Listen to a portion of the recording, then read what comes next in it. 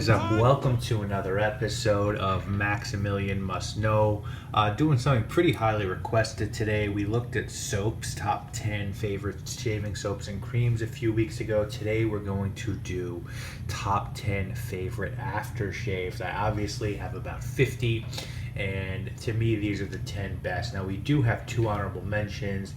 First up, I'm not a huge aftershave Balm guy, but I really enjoyed this one from Soap Commander. This is the Courage aftershave Balm. The soap was in my top 10, so it's no surprise, should be no surprise that the Balm is there as well. This is a take on Bleu de Chanel, and I really like the inclusion of menthol in this one.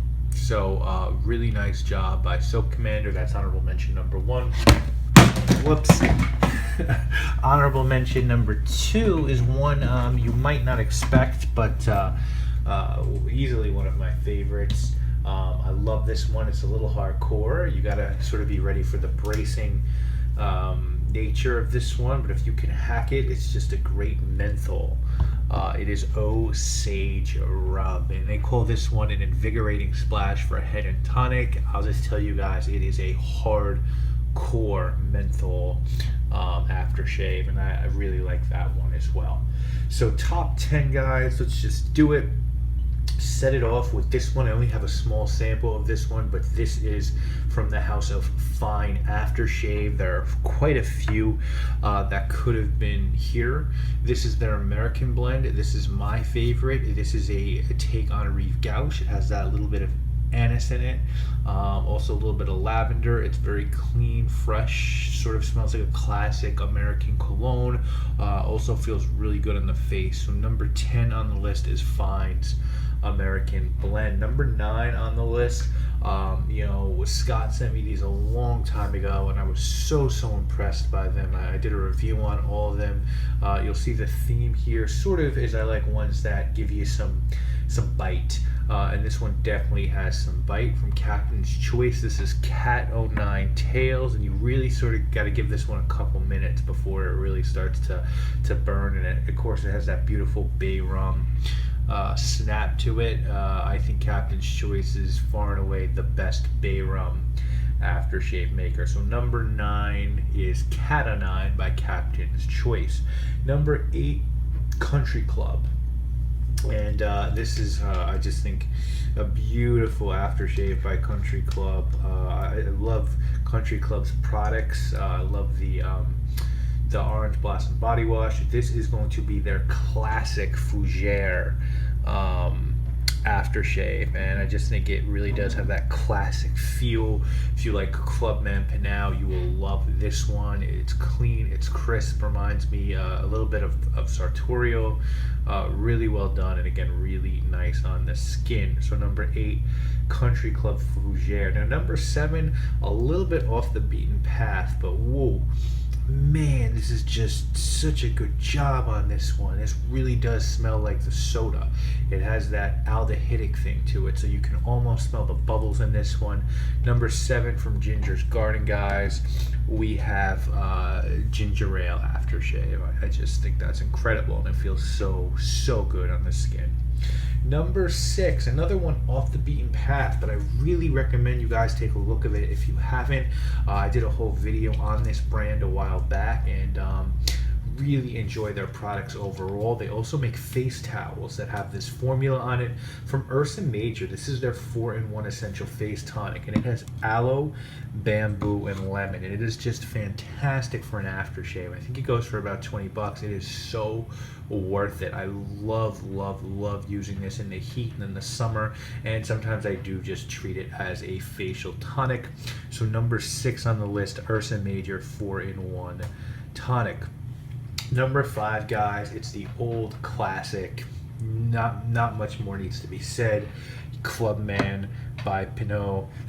However, it's just beautiful. It sort of introduced me to the Fougere and led to my love with Sartorial, and it's kind of tough for you to do better than Clubman. If that was your only, that could be my only aftershave, and I think I'd be happy with that. Number 4, this is one that you might be surprised, but I just think it's clean, it's crisp, it's cooling.